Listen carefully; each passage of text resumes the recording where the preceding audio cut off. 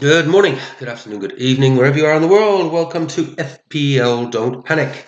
Game week 17, nearly upon us. I think my team's locked in. I'm going to call it my locked in team. No, I still have doubts. We always have doubts, don't we? We're always second guessing ourselves. And that is one of the joys and the pains of the game.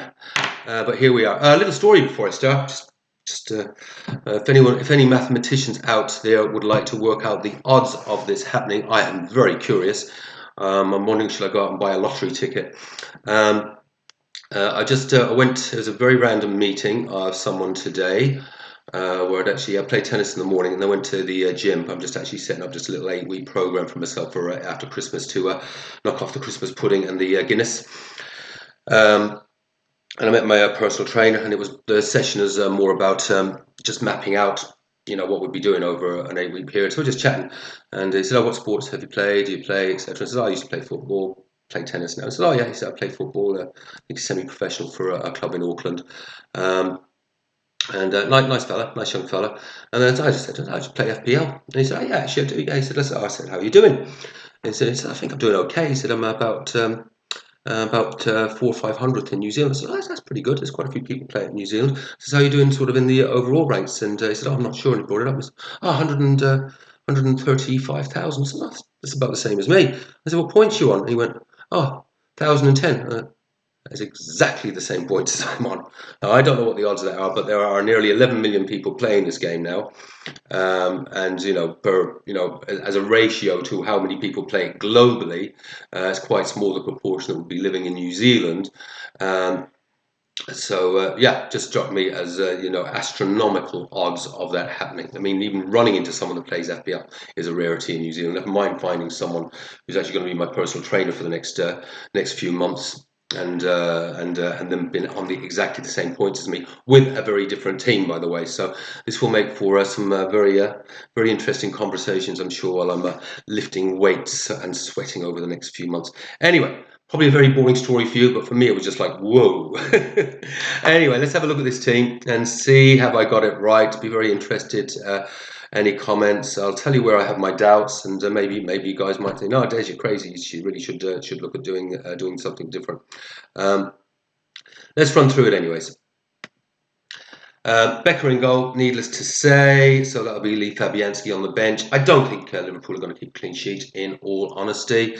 Spurs got 4, I think, in the Carabao Cup against United this morning, but they also conceded 3. So as I said, yeah, while I don't think this is a good game for defenders, even a decent Liverpool defence, I think they will concede at least 1. Certainly for the Salahs, I think it could be a very, very good game. Might get a surprise. I mean, football's a funny old game, innit? So you never know. Beckham might have a blinder, make lots of saves, and come away with a clean sheet. We live in hope. Similarly for Virgil, I don't think there is much chance of a clean sheet. Hopefully he can at least get the 2 points. And I think there's a more opportunity that he might actually get an attacking return than actually keep a clean sheet. We'll see. And that probably is the one thing I still am wondering, should I put Hall in instead of Virgil? Ipswich don't score that many, and I think Delap is out for this game, if I'm right. I'm even wondering, should I go with a 4-4-2 and actually drop João Pedro? Is there more chance of Hall keeping a clean sheet than João Pedro getting a return against West Ham? You can see where I've got some doubts. I think this is my lock-in team. But I'll be interested in the comments to see if you've got any strong opinions. Whether should I go 4-4-2, drop João Pedro, or should I drop Virgil for Hall? Those are probably my 2 big questions that I'm still not 100% on. Leave a comment. Let me know what you think, and if you have a strong opinion either way, it would be interesting to hear. But as it stands, yeah, we'll have Becker. Double Arsenal defence, and obviously the double Liverpool defence with Virgil coming in as well in the defence. Absolutely 100% locked on my captaincy decision. There is no way I'll be changing that. Salah against that Spurs defence who conceded 3 to United this morning. Absolutely no reason to change that because the other favourite would have been Palmer against what I think is a very resilient and playing well now Everton defence. So would not surprise me if Palmer gets a couple of returns and he's a talented footballer and he's well capable of getting 2 or 3. But I'm playing the odds here, and Salah definitely has the marginally the higher effective ownership, but there's certainly more people going with Salah than Palmer. So this is the week for me to play safe after some of the chances I've taken with my hits and things. I need to now just play a nice steady game, roll some transfers, and hopefully this team over the next 3 to 5 game weeks will get me into that top 100k. That is the aim.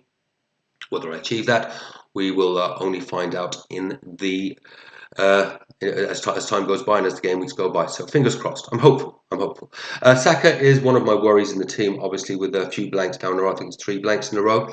Although he's still hitting his 8 points average for me, that is made up of returning in just 2 game weeks in 5 with the 2 hauls that he got. And as I've said often, I don't see Saka as my haul man. I want that from the Palmers and the Salahs. What I want from Saka, I just want to see you get to 6, 7, 8 week on week, like you did for me last year.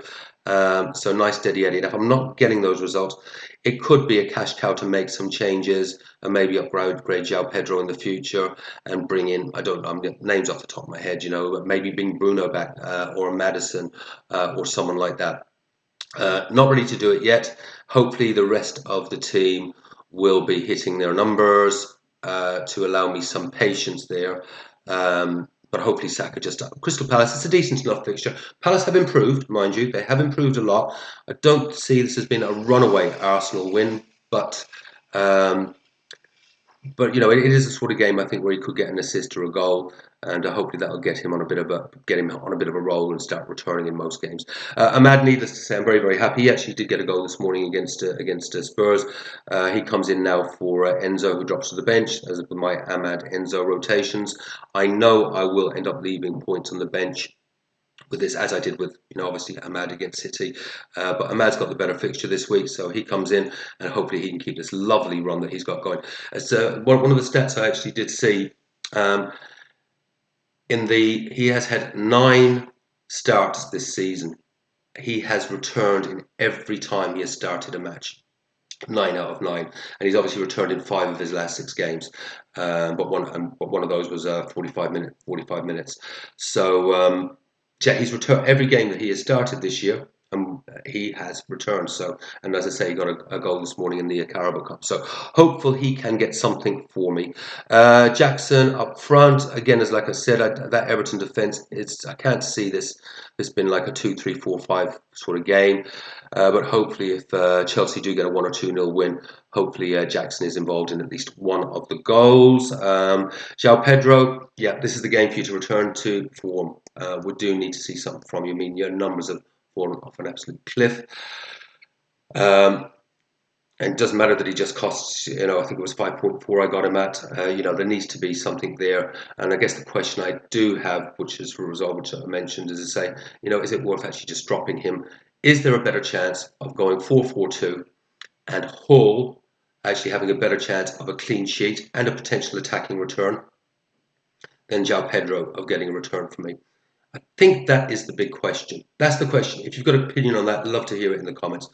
Would I be better to go with a 4-4-2 and bring Hall in against Ipswich, who don't score that many goals, and Delap is out for this match? It's an interesting question, I think. And then need to say, Isak, Ipswich, definite captaincy option there. Absolute definite captaincy option.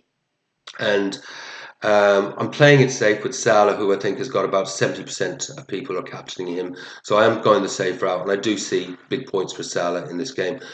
But Isak will and could easily double digit in this one, very very easily. He could be involved in 2 or 3 goals without question. He is getting 2 or 3 chances a match at least, and he is converting. And he will get chances in this match against Ipswich. Ipswich are not as bad, I think, as obviously the other relegation fodder. But I would expect Newcastle should get a couple of goals against them. And if they do, Isak is highly likely to be involved. Fabianski on the bench. Very happy with him as my bench goalkeeper. He got 4 points last week, making saves, which shows that West Ham are conceding chances. So again, something to think about in the João Pedro question. He will get a chance or 2. Hall, spoken about that. On the bench at the moment, first off the bench. But do I bring him in instead of João Pedro and go 4-4-2? It's interesting.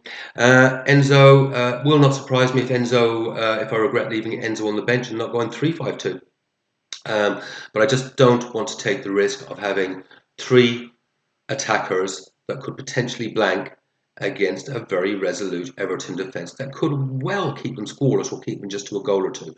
And then Konza, again, wouldn't surprise me if Villa get a clean sheet. Really wouldn't surprise me at all. City are poor, very, very poor. And I would say Villa could be marginal favourites to win this game. And it wouldn't surprise me if they get like a 1-0 or a 2-0 or a 2-1 or something like that. But yeah, it's a strong bench in case of any Christmas rotation surprises, etc., as we go into this very, very busy period. So that is it, folks. Now, hopefully, this video has come out all right. I am having terrible trouble at the moment with freeze framing. I think it could be time to invest in a new computer or try and work out what the hell is going on there. I am going to put this up because I've had a few attempts at doing this, so I know the audio will actually be okay, but hopefully, fingers crossed, the video is as well.